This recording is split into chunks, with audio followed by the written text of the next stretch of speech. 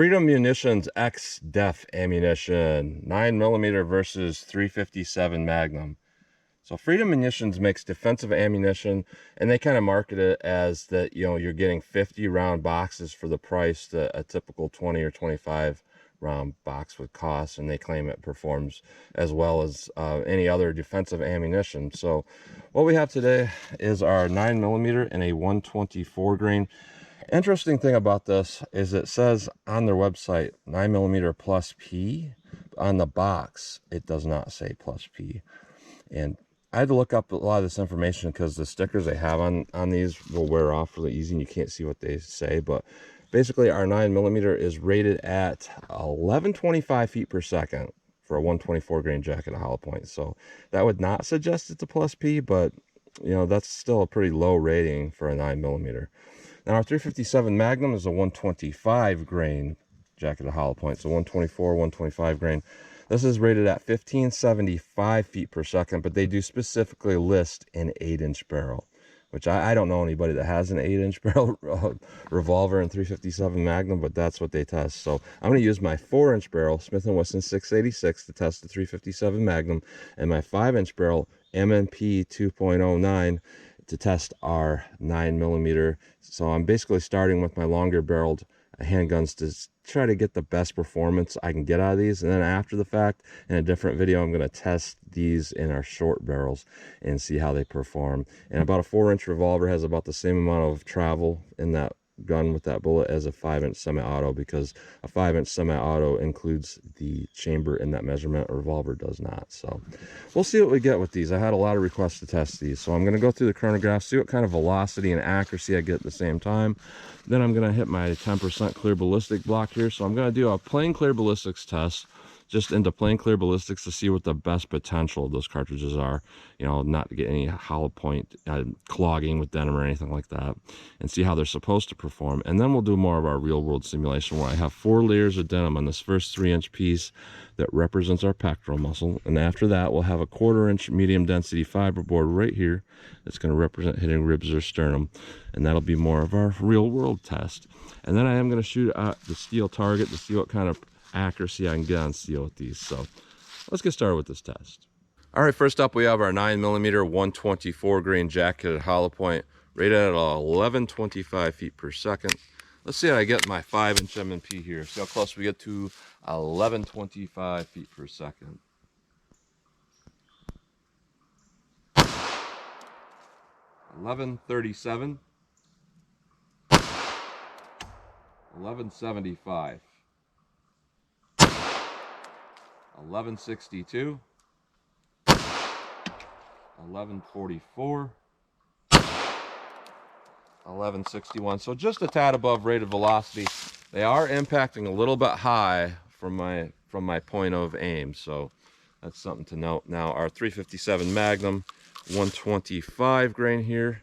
I gotta grab a couple more rounds to put in here. Our 125 grain rated at 1575 feet per second, but that's through an 8-inch barrel. Now a 125 grain 357 Magnum out of a 4-inch barrel, the industry standard is generally anywhere between 1400 to 1500 feet per second. So if we don't get that, I'll be a little bit upset, but let's see if we get we're not going to get that 1575, but let's see if we get over at least 1400. See what we get here.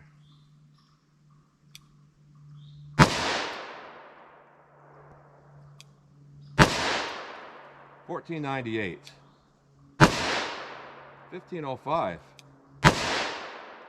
$15.04, $15.34, $14.89. That first shot I pulled a little bit to the right away from the sensors, so that's why I didn't read, but I'm really surprised here. I thought 100% we're going to get something like, I don't know, 1250, 1300 feet per second through this, because I've seen lower cost ammo companies do that.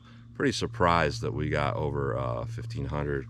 Case ejection's really good. So let's do our ballistics gel block, see how these compare. All right, our best potential shot into plain clear ballistics, no denim to clog that hollow point. Let's see what we get here with our 9mm.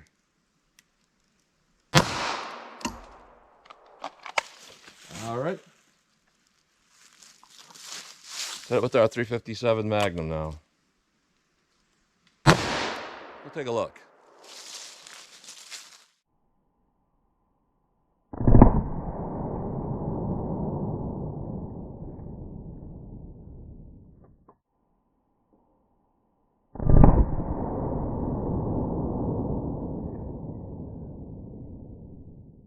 All right, so interesting performance here. Both of them had really good energy dump. I'll say that. Our 9mm is really good on the bottom. Our 357 mag on top is massive. And it's so massive that we fragmented that bullet. Fragmented that 357 Magnum into pieces. So what we got going on though with our 9mm is a very large expanded hollow point. It looks like it dumped its energy a little bit quicker than typical, which did cause it to not penetrate as far. So we only got a penetration of about 10.5 inches. Camera parallax will make it look like that bullet's up further than 10.5, but line it up from a straight view here, 10.5 inches, which you would say that that's not performing well. In my opinion, this is performing sort of like, you know, the Federal 9B PLE plus P plus, and the fact that we're dumping a lot of energy and under penetrating. So to me, this suggests that in most situations, that's actually going to perform better than a lot of rounds that might penetrate more ideally. Now, with the 357 Magnum, we energy dumped huge right there, and then we broke off a piece.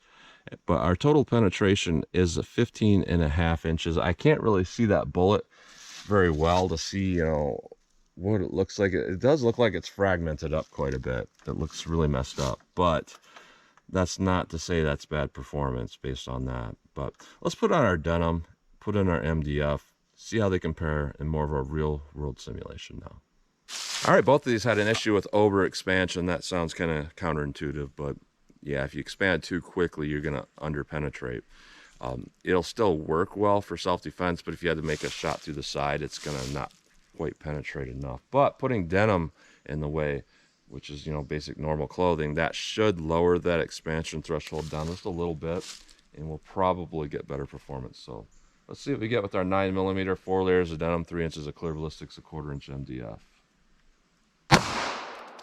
All right, let me set that back up and hit it with the 357 Magnum. All right, 357 Magnum, more of our real world simulation. Let's see what this does. Let's go take a look.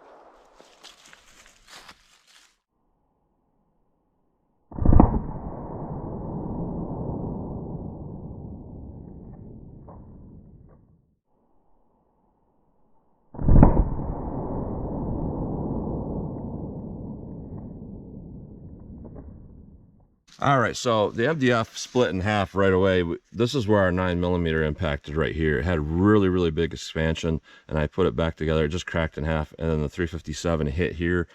Had just as big of a hole, but we lost that other piece there, so I don't know where the rest of that went. But we definitely have some issues here with our 9mm because I thought that that would, you know, cause it to perform a little bit better. Because sometimes you'll lower that expansion when you clog that hollow point with denim, but in this case, it made it even worse in a way. We only got about 9.25 inches of penetration, so that's definitely not ideal. Now, when we look at our 357 Magnum through our MDF and denim, I would say that actually performed quite ideal. We had another busted piece of pedal there, which is interesting, but the bullet itself, it got good expansion. It's still kind of overexpanded. The bullet looks a little bit fragile compared to a lot of other bullets, and so it busted. But we still got a good penetration of about 14.75 inches of penetration. So I would say overall not bad for our 357 Magnum. That had more power than typical, and we're doing pretty well overall. But our 9mm, it under penetrated. That being said, they might be pushed a little bit too fast. Even though their velocity wasn't that much higher than rated, I think these would probably perform better at a lot slower velocity. So it is going to be important to test these through my shorter barrel. But I can say that as far as a longer barrel load, these 9mm, it's not that they wouldn't work well, but you're not going to make a very good shot if you have to go through a side shot. They'll work fine on a front-on shot and actually probably have more stopping power than typical, but yeah, we're not getting ideal penetration. Our 357 mag, it did everything a little bit well, you know, except for bullet fragmentation. It did pretty well. So let's pull these out of the block. We'll take a close-up look at them, and then I'm going to shoot our steel, see what kind of practical accuracy I can get on steel with these. All right, so here's a look at our bullets going through plain gel. Here is our 9mm. Really large expansion overall. Looks impressive, but that over expansion made its sectional density expanded very low, which will cause, a lot of issues trying to get penetration. But, a lot of good expansion. Here's our 357 Magnum, and this is one bullet here. So throwing through our plain gel, we have our core here. And then we have a piece that busted off part way in there.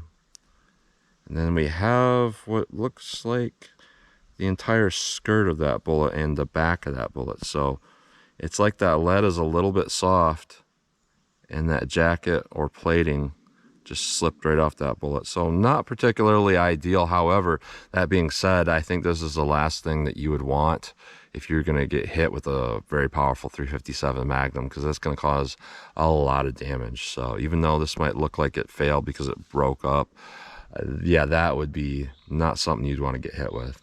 Now going through our medium density fiberboard, here is our 9mm. Looks very much the same as the one going through plain gel. Just a little bit more uneven puddle expansion like right there, but overall pretty similar to the plain gel shot. And because we have pretty much the same expansion, what happened is that medium density fiberboard simply slowed that bullet down. Oftentimes the MDF will cause more penetration because you're lowering that expansion a little bit just based on the MDF alone, as well as the denim, but it will make it expand less and penetrate more. But when you expand pretty much the same, the MDF just acts as a barrier that's harder to break through. Now with our 357 Magnum through our MDF, we got this. We had I think one pedal that busted off, and that was it. So in this situation, the denim slowing that expansion down just enough made it not fragment out. So this overall is relatively ideal. I don't think we had as much, we definitely don't have as much size as the 9mm, but we dumped all that energy and it still caused the same amount of damage as a hollow point that's expanded that big. It just peeled the puddles back after the fact. So 357 Magnum. So when we look at our 357 Mag, that's very destructive there. That's a lot of power. This right here, even though we got good expansion with our 9mm, just kind of mediocre overall. So that's a close-up look at those. All right, 12 yards from the target. This is our practical accuracy drill. And what I mean by that is, it's getting a sight picture, popping them off, see what kind of recoil they feel for me, and how easy is it for me, without thinking too much, to be able to hit multiple shots on target. And sometimes that tells me a lot, because sometimes ammo has a little bit too much recoil, and it's just very hard to land shots. So I'm gonna get a sight picture, and I'll just pop them off as fast as I think I can hit the target. So 9mm here. All right. Fired a few more rounds than what I intended to. Pretty low recoil. I did miss one. That was all on me. I haven't shot like that in a while. So let's see what we can get with our 357 Magnum. We're done because 357 Mag has a lot of stopping power. I'll keep going.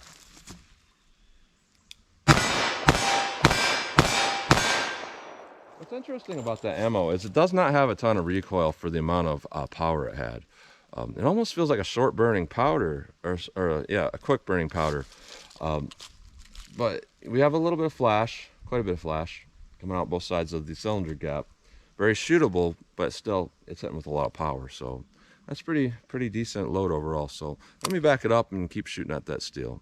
All right, 75 yards from the target. I really like doing this for fun, but also if I do my part and I slow it down and I shoot pretty accurately, as accurately as I can, generally a good ammo will hit pretty well for me, but an ammo that has some issues, I'll miss a lot of times. I've noticed that. So I sometimes like to come back real far, see what this stuff will do over distance. So 9mm, see what I can do with this.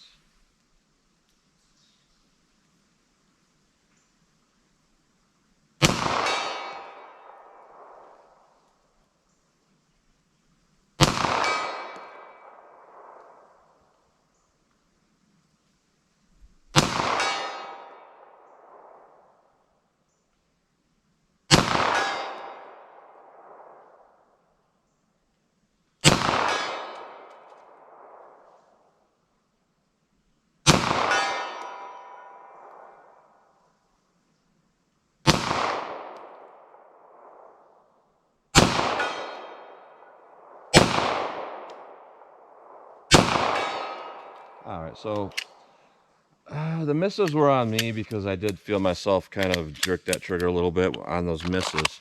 That being said, a lot of those impacts are high. I first started aiming center and hit kind of high up here on that silhouette. And then I aimed a little bit lower and then hit even higher. So then the rest of the hits I made, I was actually aiming about 3 inches from the bottom of that target, and yet they were shooting that high. And that was an odd thing I saw at 5 yards when I was doing the chronograph work. So I thought that was a little bit odd that they would shoot that high at that close of a range. And it's definitely amplifying it out to where we're, at least 2 feet high at 75 yards. And generally at this distance, if I aim center, I'm going to hit center with most ammo. So yeah, I don't know why that is, why they're hitting like that. But 357 Magnum. Let's see where these things hit for me. Let me fire one single action, aim center, and see if I can see any impacts.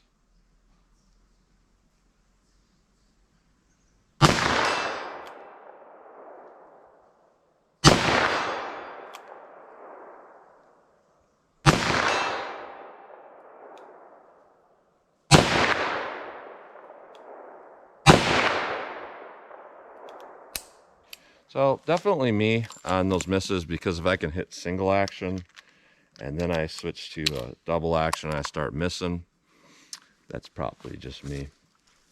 So let me try to hit one double action though.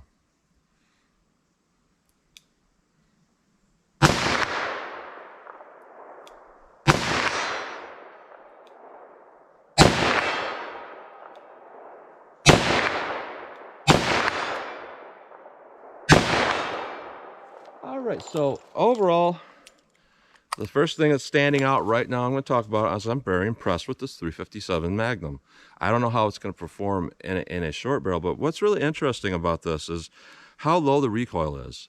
Typically, if you can get a 125 grain going to 1,500 feet per second, a lot of times, I've tested like Remington HTP. They've kind of went up in the past couple of years with the power, and I've gotten a 125 grain semi-jacket of theirs that would do 1,500. There's just a big boom and a big amount of recoil. With this, there's not hardly any recoil at all. So when I'm looking at those chronograph numbers over 1,500 feet per second, it really doesn't make any sense with this. And our ballistic gel test, other than a couple fragments busting off, we had ideal penetration. We had, a good amount of damage in there, either good expansion or fragmentation of that round while still getting good penetration. We had really good accuracy and shootability. So on all fronts here, this is a win-win-win, because everything I've seen about this is pretty good. Looks like also a clean burning powder as well. I don't see a whole lot of soot. So very good on this 357 Magnum. I was really surprised to see that. Now with our 9mm, a couple weird things going on here. One is those high impacts, very, very high for point of aim. And I know a lot of people will come on these videos, have never seen any of my other videos, be like, that's all you, buddy. And they don't realize that when I will shoot this, a lot of times, I'm a one-hole dime-sized group at 5 yards. And that's important to me because I can see that it's hitting the right point of impact for where I'm aiming. So at 5 yards, and we're shifting up a couple inches, and then we're multiplying that at 75 yards, that is a little bit odd. And then our terminal ballistics, we had under penetration with both of these shots. So that's a fail with this. But that being said, I've done a lot of research on ballistic stopping power and stopping threats, law enforcement data and all that. And typically the rounds that do kind of under penetrate do tend to stop threats faster. Now, there's obviously some issues with that in rare circumstances, like the FBI shootout where that bullet did not penetrate through the arm and into the thoracic cavity enough. And we would still see that with this. But the fact that it's expanding out huge in that first 3 inches is going to tell you it's going to do pretty well at stopping a threat. If you make a front-on shot, and then you got, let's say 10 inches in gel is going to be, roughly maybe 6 inches in a human body. That's plenty of penetration on the front-on shot, but through the side, it's definitely not enough penetration. So This definitely has a lot to be desired, at least through a 5-inch barrel. Now when we put it through, I'm going to do my 3.2-inch barrel in my next test. If we lower that velocity enough, that might actually be a good short barrel load. And the 357 Magnum, with its lower than typical velocity, might also be a good short barrel load. But in the longer barrels, 357 Magnum, absolutely fantastic. This, not so much. So that's what you get today. So as always, comment, share, and like, and thanks for watching.